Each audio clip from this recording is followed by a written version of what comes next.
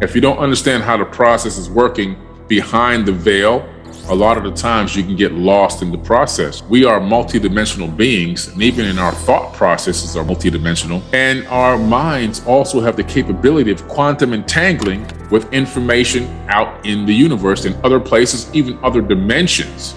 That's real peer-reviewed science. We now are coming to the understanding that the mind is encapsulating a multidimensional stream of consciousness that's entangled other places in the entire universe and in higher dimensions. That's huge.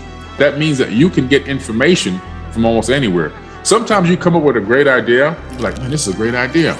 But what really happened is you downloaded that idea. That information already existed. You happen to match the same frequency as that information, and you were able to encapsulate it, download it, and then you were the one blessed enough to actually discern it. That's why when you come up with good ideas, you shouldn't just go, oh, this is a great idea, and then forget all about it in the next 5 minutes and walk away and don't even write it down, don't think about it anymore. Because the miracle that you were able to get that tidbit of information, download it, and actually discern it and recognize it as a probability is amazing. And you could be one of maybe only a few people, maybe even in the universe that happened to at that particular moment with that particular information. We're living in a holographic universe made of waves of light and frequency and vibration. And every atom is operating or vibrating at a specific frequency. We are really living in a conscious matrix, a matrix made of light. So the movie has a lot of real good correlations to this. It's really amazing. This conscious matrix, we're living in a creation that is artificially intelligent or divinely intelligent, that has the capability of running software programs, then allowing spiritual beings to inhabit coding, like inhabit an avatar body, like I'm inhabiting this avatar body right now. This body is not really me. Who am I, right? Who am I? Who is me? You know, I'm Billy Carson. Well, so let's look at this matrix a little bit. Where do you find the matrix? Well, the matrix itself, and even the movie, they got that name from the Bible. The term matrix, that actually comes from the Bible. 5 Bible results for the matrix from the King James Version. Exodus 13:12, thou shalt set apart unto the Lord all that openeth the matrix, and every firstling that cometh of the beast which thou hast, the male shall be the Lord's. And then Exodus 13:15, and it come to pass that the Pharaoh would hardly let us go, that the Lord slew the firstborn in the land of Egypt, both the firstborn of man and the firstborn of the beast. Therefore I sacrifice to the Lord all that openeth the matrix, being males, but the firstborn of all my children I redeem. So what is this matrix that they keep talking about, this being born? What is this being born that they're talking about? I mean, you just look at it, every single one is basically saying the same exact thing. When you really analyze these verses, you begin to understand that what the writer is trying to tell you is that there's 2 realities. One reality, what you're living in, which is artificial. In other words, it's this programming code, it's this coded reality. And then to get to the true reality, you have to be born. You have to be born. In other words, you have to come out of the womb. You have to awaken. And that's really what it is. It's raising yourself to a higher level of consciousness. What does the matrix mean in the Bible? It's the translation of the Hebrew word rechem, which means womb. The matrix is a womb. And what does a womb do? It births. And openeth, meaning that which opens. So the phrase means that which opens the womb. So we're talking about giving birth. So when you exit the matrix, according to the Bible, you're being born again. You're being born into a higher level of thought, a higher level of you're becoming aware of what's really happening, what's really going on. You're now gaining another level of awareness. I believe that the human consciousness is coming in from higher dimensions and streaming down and then being encapsulated into this mind. Once you actually understand it, you realize that you're just a digit. You being in this body is like being a digit on a radio channel, right? A radio station. So in other words, if I own a radio station and I'm broadcasting out radio signals and people are picking up these signals, 99.1, 99.2, 99.3, and so forth and so on, I could be 99.1. That's the frequency that I've encapsulated from the universal consciousness. You're 99.2, that person's 99.3. And so our avatars are tuned to these specific frequencies. We're picking up these frequencies, we're animating these bodies, and we're operating. Now, the thing about these bodies is these avatars, they come with programming code built in. They come with RNA, they come with DNA. We know this for a fact through just simple science, that our bodies store 15 to 20 generations of epigenetic memories. We come in here hard-coded with memories and information from ancestors in our body that's very hard to escape. Another thing that's interesting about our reality is, in this third dimension, what we're considering to be solid matter is not really solid matter at all. So we're living in this illusory state of being in the third dimension where solid matter really only is solid based off of the illusion from a hologram projected from our own mind. Let me explain further. In physics, they found out that everything that exists in the third dimension exists as a wave. Waves of what? Waves of light. We can't see them because we only see a small percent of the light spectrum, but they are waves of light. And that means everything exists as waves. All particles, atoms, everything, quarks, leptons, they all exist as waves of light. What happens is when a conscious observer or consciousness interacts with those waves, they collapse those waves into solid matter. This right here, what you're looking at, is the first picture, photograph of a particle that is in the middle stages of converting from a wave into a particle. This is something in quantum physics we call wave-particle duality. So in physics and chemistry, wave-particle duality holds that light and matter exhibit properties of both waves and particles. A central concept of quantum mechanics, duality, addresses the inadequacy of conventional concepts like particle and wave to meaningfully describe the behavior of quantum objects. The idea of duality is rooted in a debate over the nature of light and matter dating back to the 1600s. And we've known about this for a very, very long time. Isaac Newton and Christian Huygens would debate about this back in the day. But now finally today we've got proof, we have validation that nothing is really here except consciousness. Consciousness is what's really here. And what's interesting is, for example, even the fact that I can pick up this jar, right? I'm holding this jar in my hand. I don't know if you can see me or not. I'm holding a jar. But the only thing that stops my hand from passing through that jar, because we know that atoms are mostly empty space, I'm not actually touching the jar. What's happening is the atoms in the electromagnetic frequency around the atoms in my fingers are repelling the electromagnetism in the atoms in this jar. And so what's happening is, I think I'm actually holding this jar, but I'm not holding it. This is a result of magnetic field repulsion. Now, if I were to phase shift the atomic frequency of the vibration of the atoms in my hand, I can pass them right through this jar and the liquid in the jar, but no problem. My hand wouldn't even be wet. I'd pass it right through if I can match that subatomic frequency, right? So we know that what is here is really truly illusory, but the benefit to knowing this is understanding that there's a superposition. Everything exists only as probabilities until it's collapsed into a reality. That's what's important about what I'm saying. Your reality is not fixed. Your destiny is not hard-coded and set. It can be changed, it can be altered. We're living in a projected hologram. We are living in a creation. There's no doubt. The Bible, the Quran, the Sumerian tablets, the Enuma Elish, the Mahabharata, we're living in a created universe. There's no way to dispute that. It's created. We know the mathematics now. The mathematics have been discovered in supersymmetry by Professor James Gates at the University of Maryland, former presidential scientific advisor. They discovered, him and his team of physicists discovered that we are living in a program matrix, and the code that operates this matrix to form and actually operate is the same as that code that runs search engine browsers and websites on your computer and your phones. We live in that code. That's the code we're living in. No wonder why we made it. As above, so below. We duplicated what's already inside of our processing. We just replicated it, made it a website, made an internet, made a website, made phones that run on the same coding and programming. It's a special kind of coding called error correcting codes. We're living in that exact same system from this quote unquote biological standpoint. But everything, including our bodies, exists as waves of light. Matter of fact, when you're not looking at something, it's not even there. If you're not home and you're not looking at your house, the house is a wave of probabilities. Now that wave has a specific frequency. So when you look at it or when somebody else looks at it, those waves collapse into that same frequency. That frequency is locked into a particular shape of a structure. So we can all identify the same type of structure when it's looked at. When you look at me, I'm collapsing, you collapse a wave function into this avatar body that has a look that no matter who looks at me, it's a very similar look. Even though people see people slightly differently, I'm very similar no matter who looks at me, because the frequency that makes this avatar body collapses. We have to learn how to hack the nature of our reality.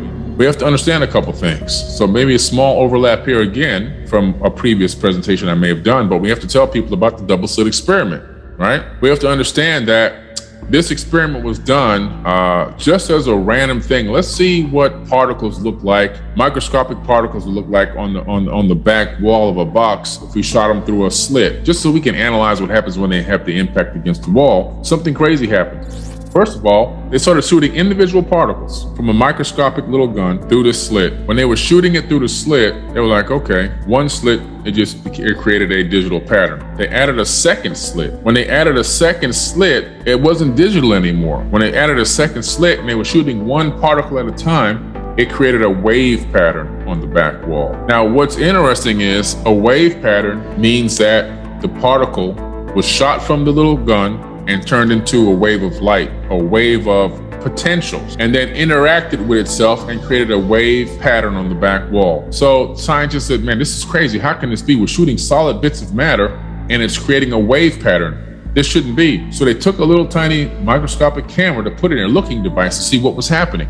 When they put the looking device in there to check out what was happening, this is where it gets interesting. The little electrons that they were shooting through the slits decided, oh, we're being looked at. Now we're going to collapse and maintain our particle status. We'll stay solid now. The act of looking at what was happening told the particle, said, okay, well, you guys are looking at me now. I'm going to go ahead and be solid. I'll make a digital mark on the back wall. When you take the camera away, it becomes a wave. When you look at it, it becomes a particle. When you take the camera away, it becomes a wave. What does this mean? It means two things. The first thing it means is that particles, whether it's an atom, whether it's an electron, whether it's a photon, they're all conscious. Think about that for a minute. Every atom has an electron orbiting it. That means every atom is conscious because electrons are conscious, because electrons can make a decision. They can make a decision based off of what's looking at them. That's huge. The second thing is everything exists first as a wave of potentials before a reality is collapsed into existence. So the importance of this is that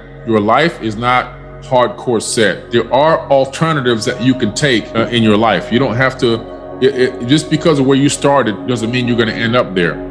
Some people like myself and maybe a few others, they said, you know what, this is my situation now, but I'm going to break this code and I'm going to rewrite a new life for myself. And it's not going to end like this. It's not going to end here. And that's what's important for you to understand. They even did this with photons, same exact result, showing us that particles are conscious. Particles are actually conscious. And if you understand what that means, you're going to treat everything with respect. Why? Because everything is made of particles and atoms, right?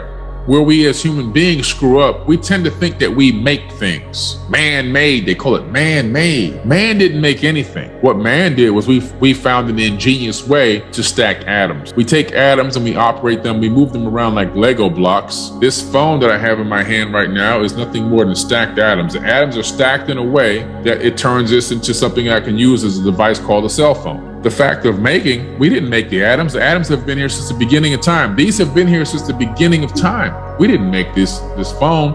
We stacked the atoms into a format that allowed it to become a phone. But what we did was first we thought about the phone in our consciousness platform. So in the consciousness platform, the phone became real in a multidimensional. We took that multidimensional thought and we took it down to two-dimensional by writing it down on a piece of paper, drawing it, or even putting it into a computer program, which is still two-dimensional, a CAD, a computer-assisted design. Once we got the phone in there, we took it from multi-dimensions in the conscious platform all the way down to 2D. Then we take it and give it to an engineer who then turns it into a three-dimensional object that we can move around on the XYZ axis in space-time. So we're finding out now that light equals intelligence because everything is made of light and every thought you think is a light wave that leaves out of your skull. So every time you think something, that light wave penetrates your skull and it goes out into space-time. And it doesn't stop, it just keeps going. So that wave of light is encoded with data from the actual thought. That's why it's important to watch what you're thinking. Your thoughts are powerful.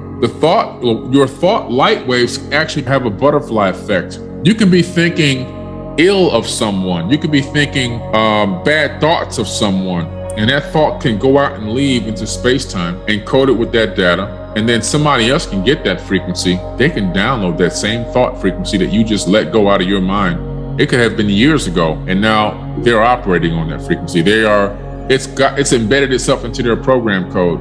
Now they're acting on it for against someone else. It's crazy. We don't understand really fully how powerful this avatar body is. Our bodies send and receive wireless information through the DNA. The DNA scientifically has been found to be able to send and receive information. Scientists took a gram of DNA, which is enough to put a drop on the tip of your finger. They were able to encode data onto the DNA. One scientist named George Church, he had an ebook with pages and graphics and everything in the ebook. He converted the ebook from zeros and ones into A's, C's, and G's, which is what DNA reads. Then he downloaded that book onto the DNA, stored it in a volume. He replicated the book then 80 billion times on 1 gram of DNA. And then he converted those A, T, C's, and G's back into zeros and ones and uploaded it back to the server again as a digital book.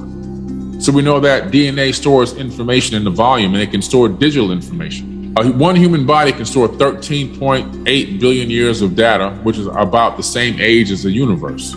So every single person is a walking storehouse of knowledge and information stored right inside of your body, right into the DNA. And now they found that the atoms can even store information. So every atom in your body is storing information right now that's just waiting to be unlocked. You can tap into it through consciousness. So we're looking at light waves, and this is important to understand because we have to talk about getting into a high frequency. You hear people say you need to be in a higher frequency, vibrate at a high frequency. And a lot of people don't really understand what it is. They can't even visualize what it is. You're looking here at a light wave, and you're looking at the wavelength, the amplitude of the electric field, and the amplitude of the magnetic field. These fields propagate with the light wave as it moves through space-time, including the light waves that come out of your head, your thoughts, all your thoughts. And we know that lights come out of the head because we can take a cap with electrodes on it, put it on your scalp, and then have you think about things, and we can capture all those thoughts into a computer. So it's real, all right?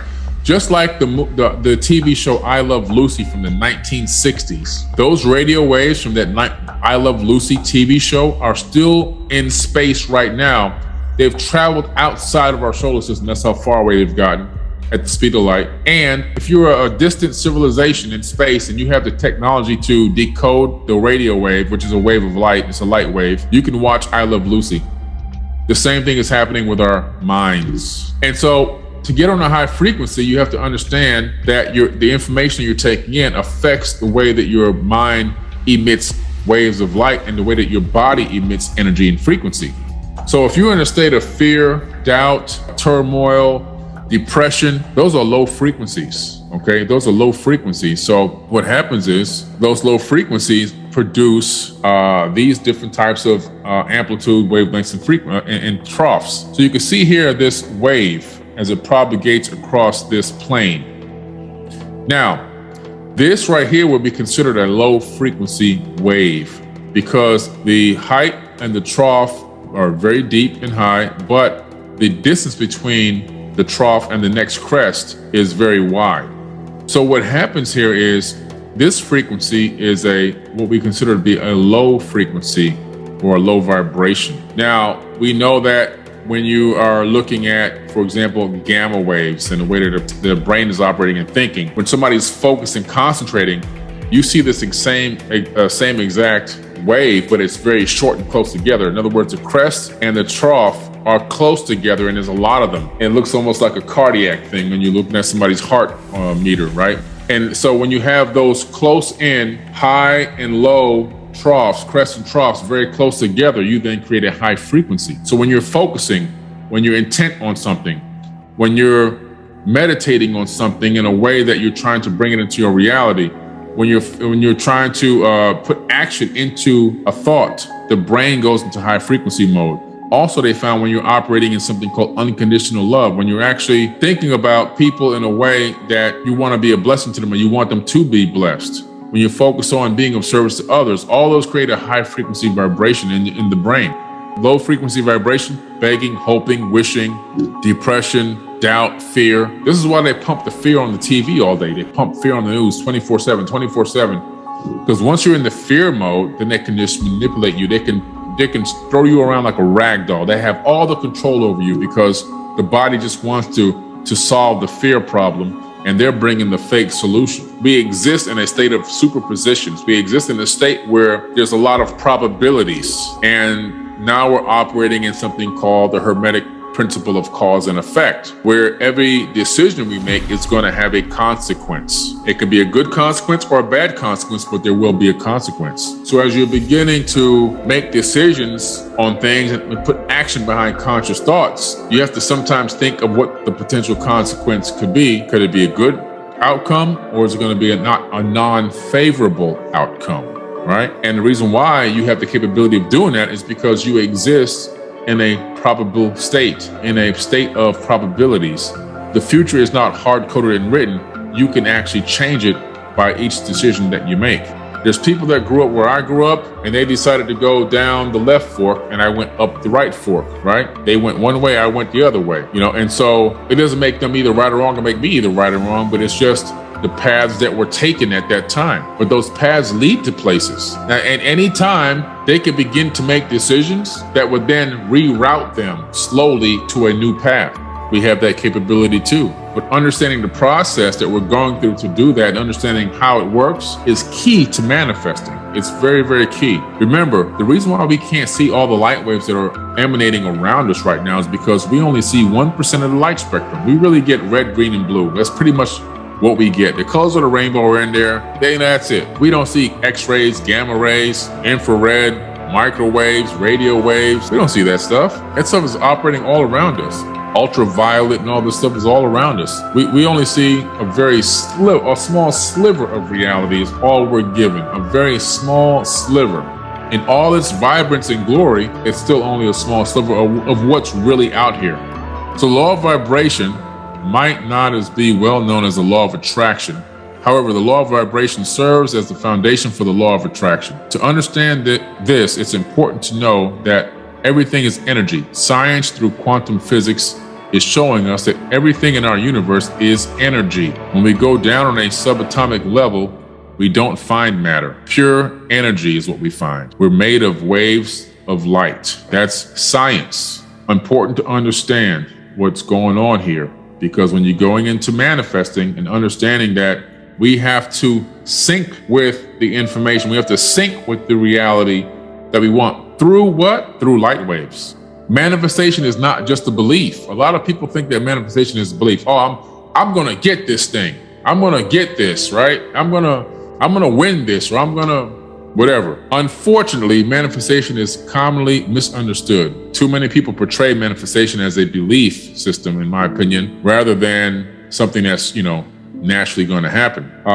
Just saying that you're going to get something and, I'm going to get this. That's not going to really get it done. Now, situations may be in alignment that does happen for you. But if you look at a track record over a course of time, you'll find that that thing happening, whatever it is, over multiple attempts is going to be very, very low. Manifestation requires a process that a lot of the elites of the world, a lot of very, very super wealthy people, super wealthy people, they understand these concepts and operate and utilize them on a daily basis.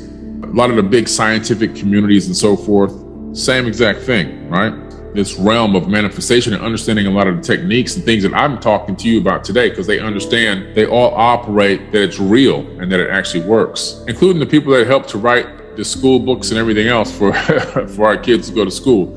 They know exactly what the future they're creating. They want to create a multitude of ignorant people, and only having a few light bulbs shine at a time that they will rise to the top, while everyone else is just a very, very dim light. That's exactly what they want, because by that method, they can maintain power and control over the masses. So what does manifestation mean?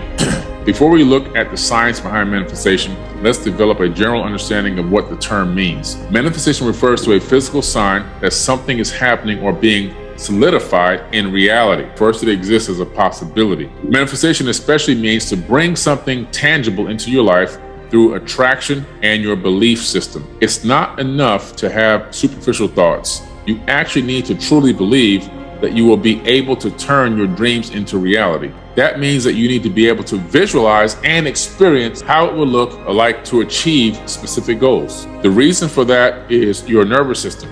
Manifestation is a holistic approach to goal setting through adapting your mindset and behaviors. It means that bringing your dreams into reality by living your goals. You're bringing your dreams into reality by living your goals. In other words, this manifestation process is so ingrained into a person once they take it on and really activate it. In other words, we're doing it already, but once you really fine tune it, it becomes every part fiber in your body. It's part of even in your nervous system. It's tapped into your whole central nervous system, and you begin to set goals and achieve those goals. You're living the manifestation in real time. So I know that, for example, with my TV network, I want to get to 1 million subscribers. Right now, along the way, I don't just say I want 1 million subscribers. That's what I want. I'm gonna get 1 million subscribers. That's good. I'm good to go. It's gonna happen. It doesn't work that way. A few things have to happen. The first thing is I have to set benchmarks for myself. So I set benchmarks on the way to the 1 million subscribers. I've got to reach this by this time. I got to reach this by this date. I got to reach this by this date. This has to happen by this date. This many shows have to be released by this time. And by doing that and hitting those benchmarks, I'm living the manifestation as it's becoming a reality in real time. So I'm living the goals. I'm living inside the actual manifestation on my way to the ultimate goal. That's important because the second thing to that is it requires the actionable steps. If you don't have actionable steps to get to what you're trying to manifest, you're not going to get there. You can wish and hope all you want. It's not going to happen for you unless you have the actionable steps in place.